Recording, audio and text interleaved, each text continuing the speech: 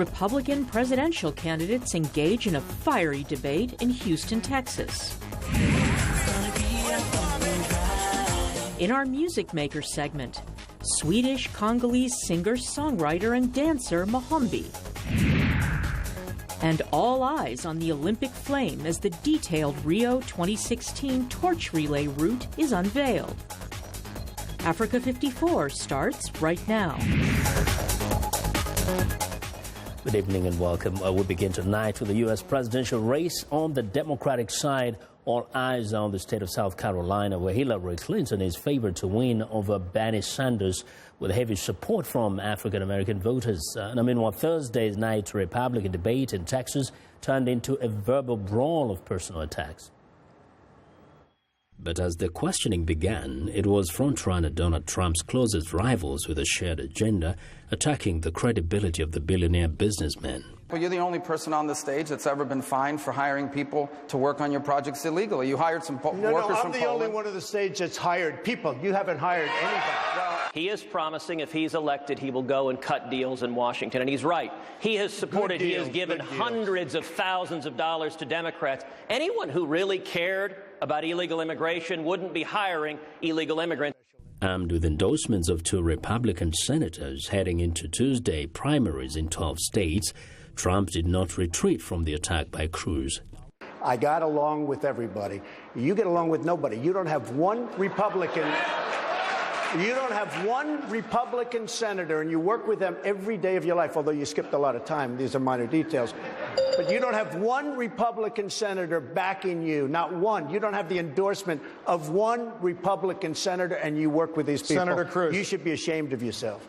On the international front, Trump said he would not support the ceasefire deal set to take place in Syria. 2 other candidates, Ohio Governor John Kasich and former neurosurgeon Ben Carson, remain in the race and were on the debate stage, but their message seemed overshadowed by the verbal tussle between the top 3 candidates. Observers believe Tuesday's primaries could reshape the Republican field depending on the outcomes. On the Democratic side, Hillary Clinton is taking a lead over Senator Bernie Sanders into Saturday's South Carolina primary before Democrats in 11 states head to the polls Tuesday. Well, for more on Saturday's Democratic primary, we turn to viewers Aro Panda, who joins us live from Columbia, South Carolina. Aro, welcome to Africa 54. Now, Aro, question here is... Thank you so much. Yes. Now, Aro, we know that Hillary is favored to win in South Carolina, which has a huge African-American population there. Why is that the case? Why do they love her so much? What do you hear?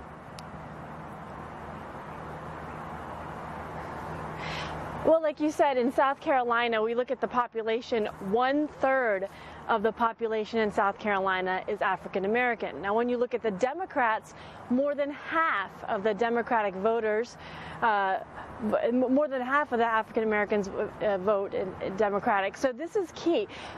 Hillary Clinton has a presence here. She has connections to this state, not just because of her husband, President Bill Clinton, but she really has forged relationships with leaders in South Carolina.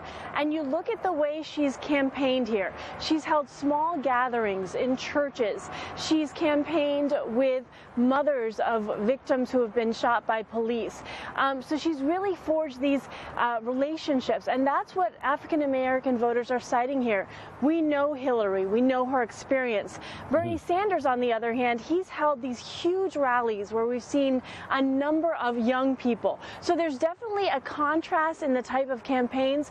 But when it comes to Hillary Clinton, she has had a long relationship with the state, and she has a long relationship with the African American voter. And that's what everyone is watching South Carolina to see how big of a margin she wins here by. But at the same time, there has to be expectations. What are some of the important issues for the African American voters in South Carolina?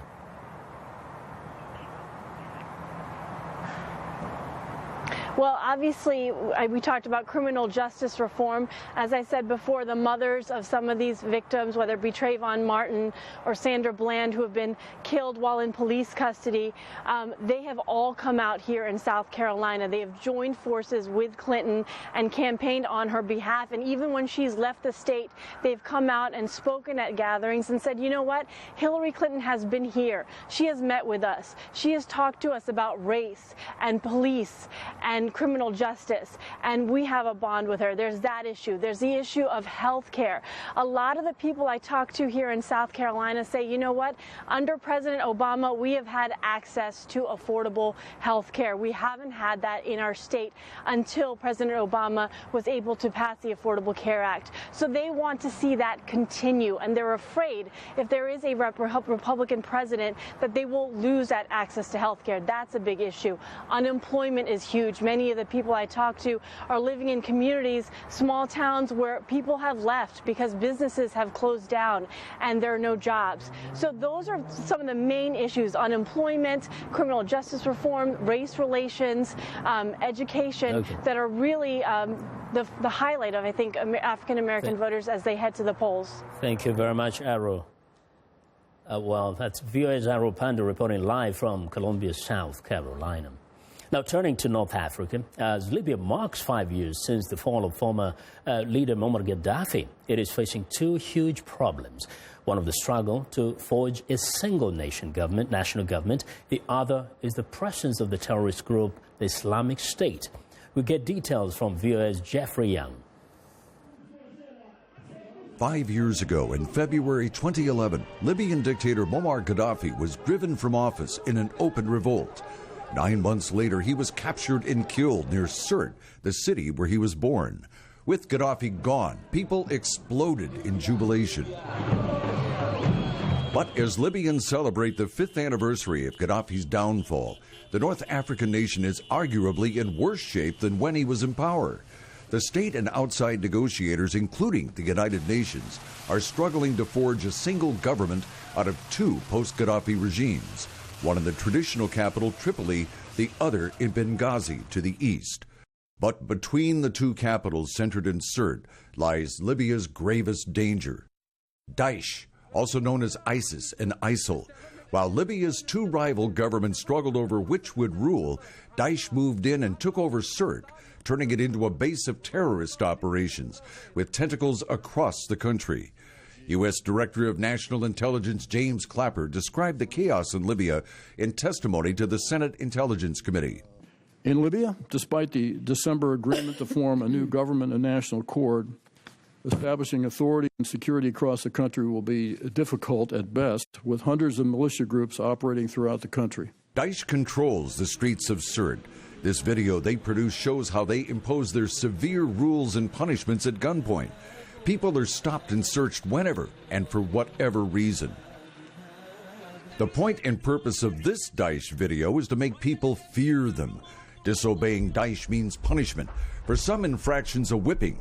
But for others, such as these two men accused of practicing so-called sorcery, Daesh uses their public execution to make it clear that the blade is the price paid for not obeying their medieval rules.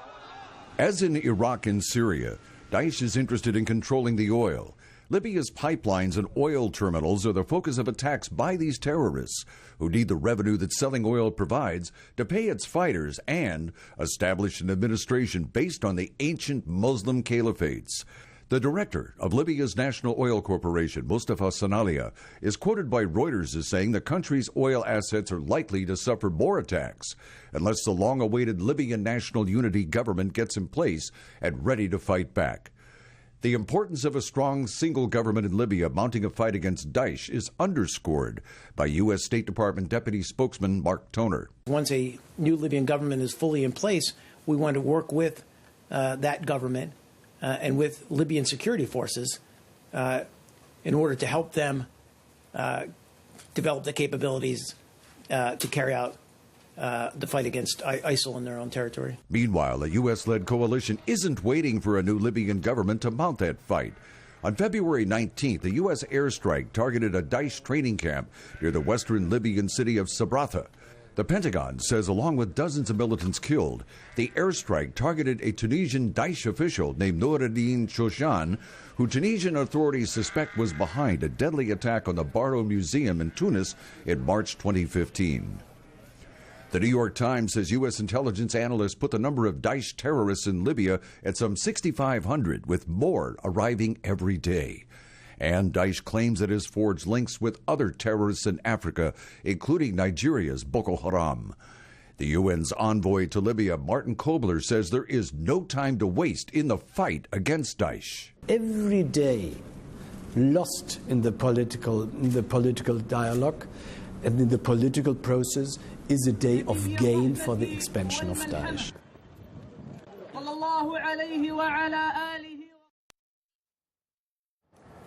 Well, for more insight on Libya's struggle, Jeffrey Young joins us in the studio. Hello, Jeffrey. Welcome to Africa 54. Thank you. Now, so two major issues here. First, let's talk about the unity government. It's taken forever to form. It was in December that an agreement was reached, a United Nations brokered agreement was reached for the two different governments, one in Benghazi, the other one in Tripoli, to merge and form a single unity government. Then we get into the process of, well, who from your side is acceptable and who from your side is acceptable. And there was nothing but back and forth like a tennis match. On the 24th, just a couple of days ago, Martin Kobler, who we just saw in this piece, the UN envoy to Libya, pleaded again and said, both sides, please. They finally came up with 18 cabinet ministers, and what Kobler is simply saying, now that you know who your ministers are going to be, can't you shake hands? Can't you get this done? Now, the other threat that Africa is facing, actually, sub-Saharan Africa, is a Daesh. Feeling a little pressure in Libya may make some inroads southwards, right? Obviously, because you're looking at the Sahara Desert, and it's an open space. So if you pressure Daesh in Libya, it's easy for them to just go south. And they're going south anyway. There are credible reports that are out right now that say that Daesh is indeed on the border with Niger and Chad, and that they are connecting with Boko Haram. Very dangerous. Very briefly, talk about the French special ops there in Libya and the Sahel region. How effective? There's a number of different operations that go on in a situation like this, and some of it is public, like the U.S. airstrike that happened on February the 19th. But French Special Ops is working on the Benghazi side to train people on Libya's people so that they can fight. And also, French Special Ops, according to credible reports, are also involved down in the Sahel with Chad and Niger. Jeffrey, thank you for your reporting and your insights. Well, Jeffrey Young, Voice of America, and reporting there excellently on the situation in Libya. Not too far from there, in Niger, provisional results on Thursday gave incumbent President Mahamadou Issoufou 52% of the vote, placing him far ahead of rivals in a contentious election in which he is seeking a second term. And the election rules a candidate must have 50% of the vote to win in the first round. Otherwise, the top two candidates must compete in a runoff poll. Opposition leader Hama Amadou, who was jailed before Sunday's poll, received 15% of the vote. Seni Omaro, who finished second in the last election in 2011, garnered 10%. Complete preliminary results are expected by Friday evening. Now, we want to know what you think about Africa 54 and the stories we cover. Join the conversation on Facebook. The address is Africa54. And check out our headlines 24/7 on voaafrica.com. Find me on Twitter at VOA Vincent Makori. Well, coming up, Swedish-Congolese singer and dancer Mohombi. Stay with us.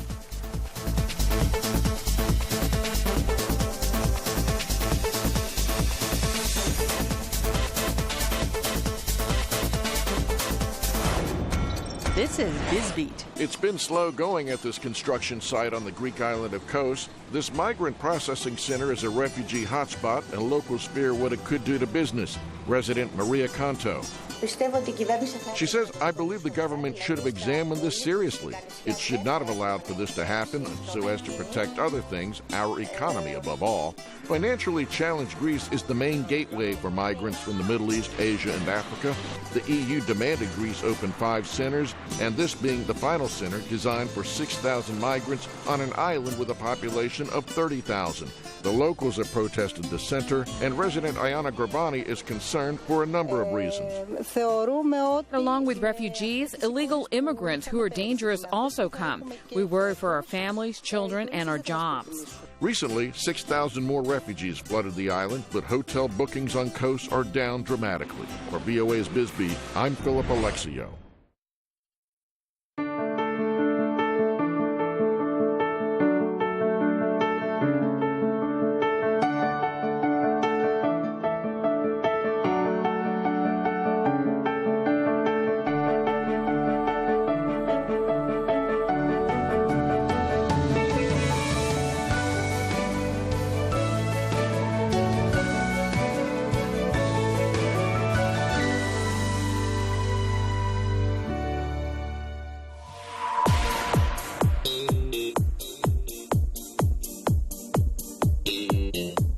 Welcome back. It's Music Makers time, and today we present Mohombi Nzasi Mapundo, known professionally as Mohombi, a Swedish Congolese singer, songwriter, and dancer.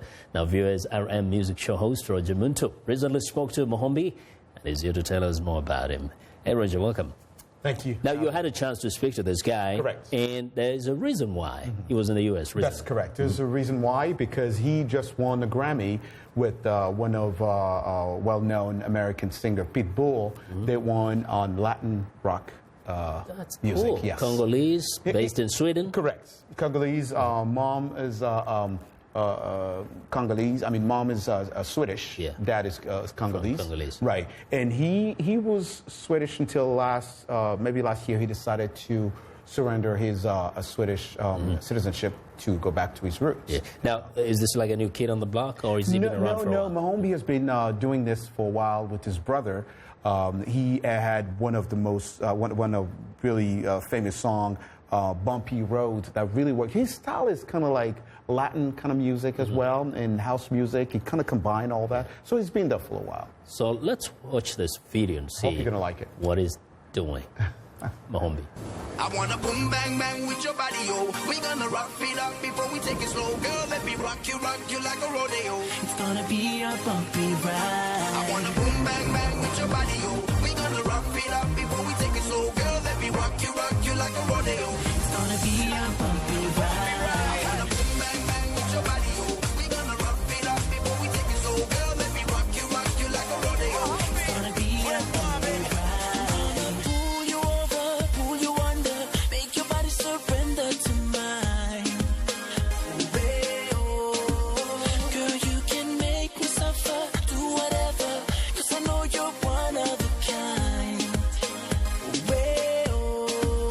Tell me who can love you, nobody, hold you, nobody, make your body whine like me.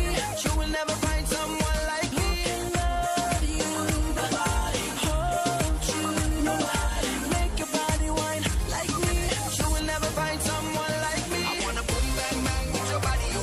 We gonna rock it up before we take it slow. Girl, let me rock you like a rodeo. It's gonna be a bumpy ride. I wanna boom bang bang with your body, yo.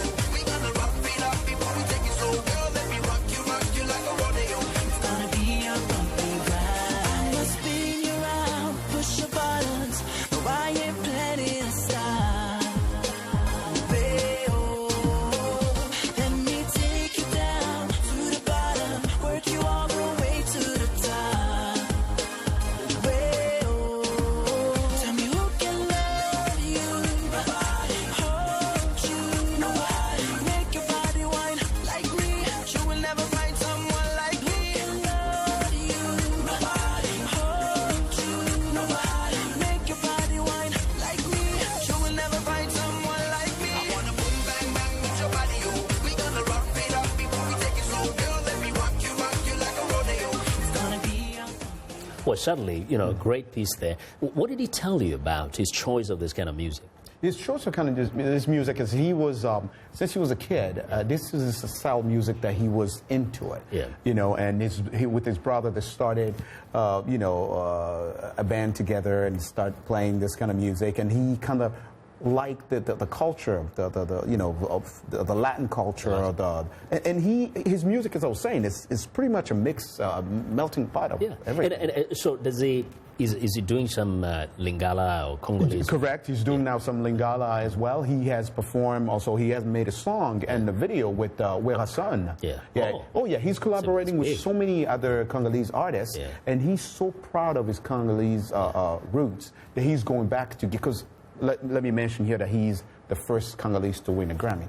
And I think it's going to make him big. Oh, yeah. Probably. Totally. This is one way to introduce the Congolese to the international stage, because I don't think they've received the recognition they deserve. That's correct. And now he's also singing in Lingala and all this Congolese. Cool. Roger, thanks a lot. Thank you for sharing having me, this with us, as always. And I'm sure we can get you on your Facebook? My Facebook page. Yes, still the same. Roger Muntu. Yeah. Facebook. Thank you very much. Thank you. Well, Roger Muntu is the host of VOA's RM music show. Thanks a lot. And it's time now for a short break. Still to come on Africa 54. Party time. Rio 2016 unveils details about the Olympic torch relay. We'll be right back.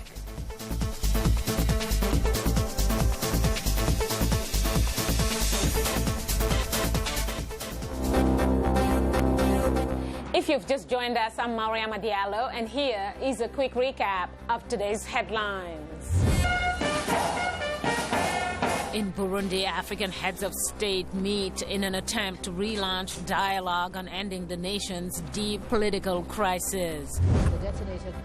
In Nigeria, several explosives confiscated by the police from Boko Haram blew up at a police station, killing 4.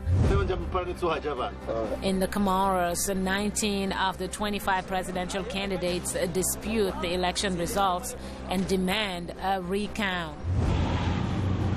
Finally, the Eritrean government plans to establish a mining sector by 2018 in an effort to kickstart the economy. That's all for today. Thanks for watching. We'll see you next time.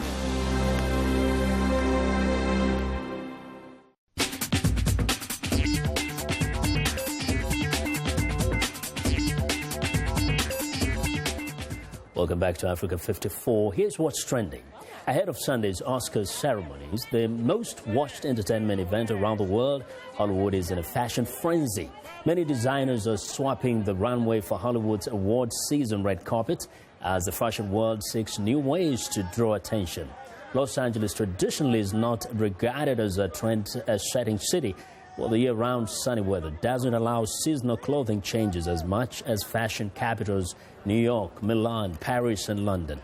That notion is slowly changing. Last year, Tom Ford and Burberry presented star-studded runway shows, and Louis Vuitton held an exhibition in Hollywood.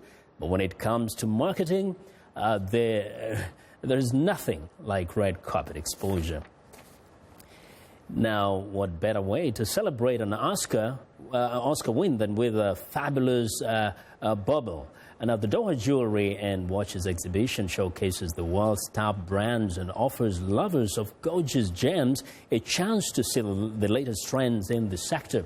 Experts say trends have changed over the years, with young women now preferring more simple pieces. Arabian pearls are sought after in the Gulf, with the industry seeing a shortage of natural pearls. According to organizers, this year, the exhibition was more rigorous in the gems accepted for display, with stones evaluated according to size, purity, and quality. Well, and finally, a 5-year-old Afghan boy who gained internet fame when photographs showing him wearing a plastic bag mimicking a Lionel Messi football shirt went viral, received a jersey from the player. Murtaza Ahmadi received an Argentina and Barcelona shirt in a package, along with a ball from the UNICEF Goodwill Ambassador, Messi. Back in January, the boy asked his father for a shirt like his hero, Messi's, but it was outside the means of his family. His family decided to dress him in a blue and white plastic bag to mimic the Argentina colors. Images of Murtaza wearing the makeshift jersey went viral online. Now, the Afghan Football Federation said on its website it was in contact with representatives of Messi and would arrange for Montasser to meet the players soon. And that is what is trending today. Okay, do it.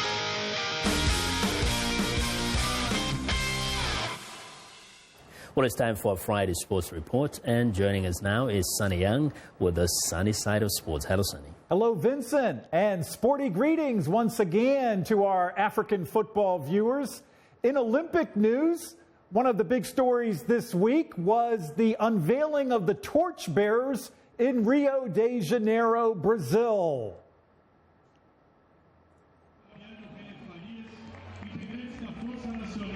And there we see one of the torchbearers. She is the captain of Brazil's defending Olympic champion volleyball team. The torch will be carried all around the world ahead of the opening ceremonies in Rio de Janeiro on August 5th. And there we see one of the Brazilian dancers, which I'm sure we're going to see a few of those at the Olympics in August. This torch ceremony is a tradition at the Olympics, and one of my big memories is from 20 years ago when the great Olympic boxing champion Muhammad Ali lit the torch at the Atlanta Olympics. I'm VOA's Sunny Young, and that's the sunny side of sports. Vincent? Well, thanks a lot, Sunny. Question though, there was to be, an election today, right, for the new president of FIFA. And you're putting me on the spot, Vincent, because they're counting the ballots as we speak. I'm going to make a quick guess. Yeah. Khalifa from Bahrain, the new FIFA president. You shouldn't have put me on the spot, Vincent Makori. You should not have done that. Well, it's always okay to kind of give you your take on what is going to happen. But what does any who comes in bring to FIFA, and what will be the challenges ahead? FIFA has been rocked by scandal, Vincent. 2015 was arguably the worst year in football history for FIFA. The new FIFA president will try to restore order and reputation to world football's governing body, arguably the most powerful position in world sports, that of the FIFA president. The International Olympic Committee chief is also very powerful, but he'll be in charge of the world's most popular sport, football, and he's got a big job ahead of him to restore the reputation of FIFA. And restoring, indeed, a big job, because FIFA is an organization based on a big kind of a coalition of many other FIFA organizations, regional ones, right? Thanks a lot. More than 200 voting members of FIFA, 207 member organizations, and the new FIFA president, it went to 2 rounds of balloting before a winner was determined, and he had to get a simple majority in the second round of balloting. But yes, he's got his hands and a lot of work ahead of him. Thanks a lot, Sunny. Remember to watch the Sunny Side of Sports every Monday and Friday right here on Africa 54.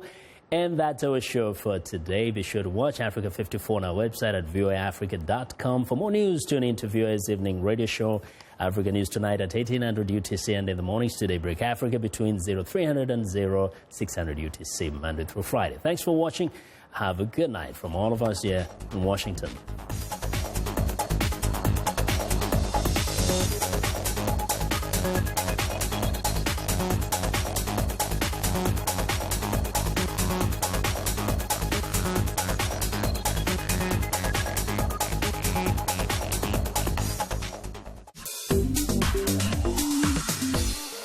Welcome to English in a Minute. This American idiom is about getting your facts right. Did you hear that rumor going around about Craig and Cheryl calling off their wedding? Yeah, I heard it straight from the horse's mouth. Craig told me he's calling off the wedding. I didn't want to ask too many questions, but it's true. Do people really look into a horse's mouth for facts? Straight from the horse's mouth means you got information about a situation directly from a person involved, and not through rumors. The saying comes from the fact that people can tell the true age of a horse by looking at the teeth in its mouth. So, if you get your information straight from the horse's mouth, you have the truth. And that's English in a Minute.